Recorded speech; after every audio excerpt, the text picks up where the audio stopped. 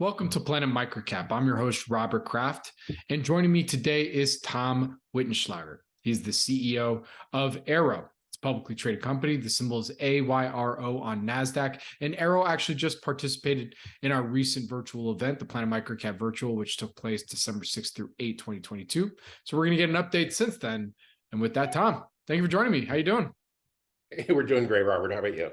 Oh, not too bad. Happy New Year. Of course, we're still in that time frame where we can say Happy New Year, right? Come February, you can't say that anymore. I believe we can. It's not prohibited. That's right. All right. Well, I wanted to start off because, like I said, you participated in our Planet MicroCap Showcase virtual that we did December 6th through 8th, where you gave a presentation. I invite everybody to go check that out on the Planet MicroCap YouTube channel. And since then, the company has come out with a few news items, including you announced the dealer program for the new AYRO Vanish, as well as the completion of for the pre-production model of the AYRO Vanish. So tell us what this means and why this is important to the company. Well, look, I mean, we're in a space, the EV space, where there's a lot of work going on. There's also a lot of hype. And the way you dust through the hype is to show people that you're actually capable of building product, showing them the product, and then explaining how it's different from what's out there today. So anytime you build something new, it's actually a very steep hill, because if you think about just the amount of parts you have to put together in the designs, and then you have to integrate it and make it all fit.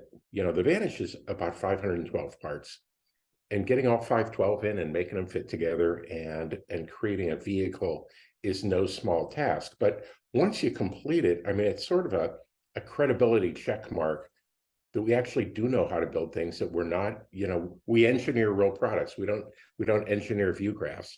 And as funny as that sounds, that's kind of in my view at least, it's a critical litmus test on how a company's doing. Absolutely.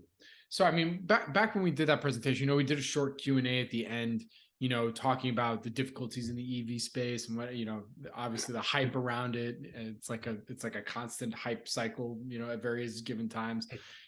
Every time everyone realized, like, oh my gosh, it takes a lot to manufacture one of these vehicles because of all the different components. But I mean, from your perspective, and now looking ahead, here we are in 2023, you got the pre-production model done. So what's next from what you can tell us? So really what's next is when you do pre-prod, what happens next is you do fit checks on everything, the way the vehicle comes together. Based on the fit checks, you then make slight modifications, and you go to your first set of tools. It's called soft tooling. Once you're soft tooling, you're actually building production pieces at price points that are more real from a production point of view. But the second thing you do is you advance your integration. And in our case, our entire architecture is a common chassis onto which multiple payloads or multiple cargo versions can be placed. What that means for us is that instead of people buying like 300 single-use vehicles, they could buy 100 vehicles instead of 300, and then just buy payloads that they place on the vehicle on a daily basis based on what they're using them for. And the kind of economic leverage that gives people is really quite substantial.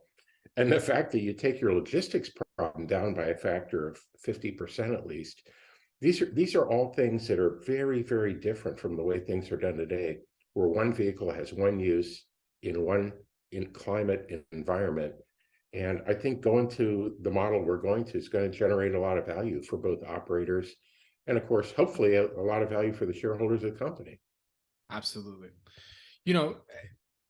I'm sure you get not necessarily flack, but I'm sure you hear from your investor audience all the time about, EV space, all this stuff. I mean, from your perspective, when you're talking with either prospective investors or your current shareholders, how do you explain where AYRO is within the ecosystem and how you're doing your best trying not to be a part of the hype machine, so to speak?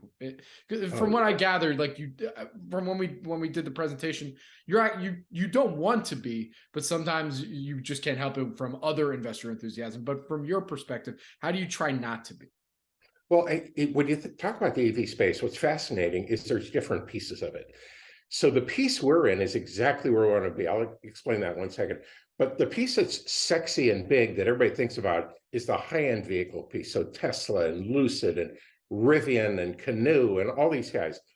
And it is really sexy as long as you don't mind burning like 300 million a quarter, as long as you don't mind being in a hyper competitive space in which everybody's trying to cut everybody else's throat. And as long as you're comfortable with development cycles that are multiple years and multiple billions of dollars, the space we're in. And then if you go to the other side of the space, you go into the world of golf carts and converted golf carts, which is super low end, super commoditized, fairly undifferentiated. If you say, look, what we're going to build is right in between these two spaces. We're going to give people the capacity to do a lot of things. We're going to build something that's far, far greater than a commoditized golf cart. It's going to be built to automotive OE standards, but it's not going to be in that hyper driven automotive competitive OE space. You kind of straddle these spaces and you create tremendous value in a space that's too small to attract the interest of the big guys, but too big for people who are mom and pops to be successful in. So for us, it's kind of a really cool little place to be and a cool place to build OE grade products in. Absolutely. All right. Well, Tom, I think we're pretty much there for now. With that, where can our audience go and find more information on AYRO? Well, obviously our website is, AYRO.com, AYRO.com. On Yahoo Finance, we're AYRO. And of course, there's a lot of news circulating. We just were awarded Frost & Sullivan's Best New Product Award for 2023. And as you know, Frost & Sullivan's a totally independent agency. They don't do any research for pay, nothing for pay. And to get an award from them is really quite, we're very, very delighted that they chose us. So, but we'll keep you updated as the year passes. Look forward to it, by the way. Absolutely. Well, Tom, thank you so much. Really do appreciate it. Good luck. Stay safe. And I look forward to the next update. Thanks, Robert. Thank you.